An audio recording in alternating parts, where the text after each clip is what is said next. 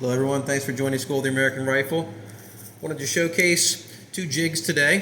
One on the left is the Forward Control Designs gas tube pin tool, and the one on the right is the modern Armory gas block pinning jig.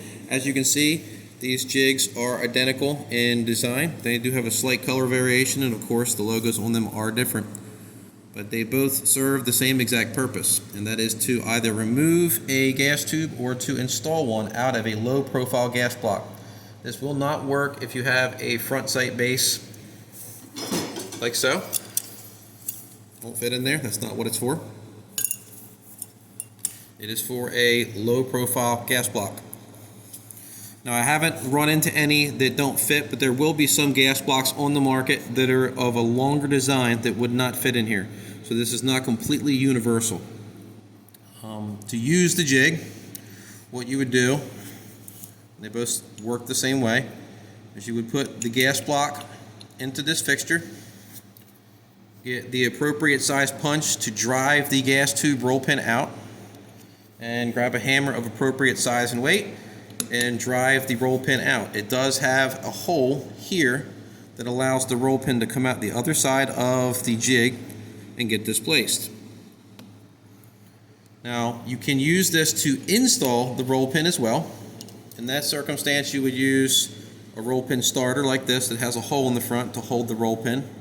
Put it in place, drive it in halfway, and then what I do is I go to a larger roll pin, or not roll pin, but a larger punch. The reason that I do that is because if you try to drive a roll pin with a roll pin punch, the kind that has this nipple here, you can often mushroom out the roll pin and damage it. So what you do is you start with the roll pin starter, drive it down with this nice flat face, and then you'll use the roll pin punch to set it if you have to push it down further into the bore.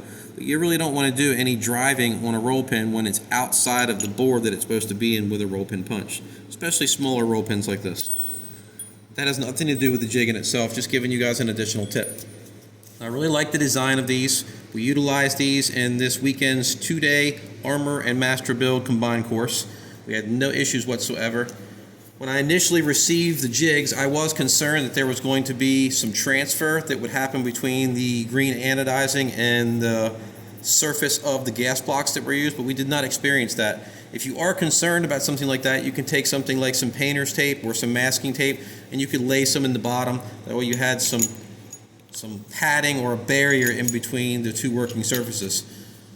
The only issue that we ran into is we had a gas block that had a roll pin that was in there really stubbornly. It was mashed in and mushroomed out, so we couldn't drive it out like this. So this side was mushroomed out badly. So when we tried to hit the roll pin, it was actually just pushing it further into the bore, and you couldn't drive it out over here. So what we wanted to flip it around and hit it from the side that wasn't damaged to try to get it out.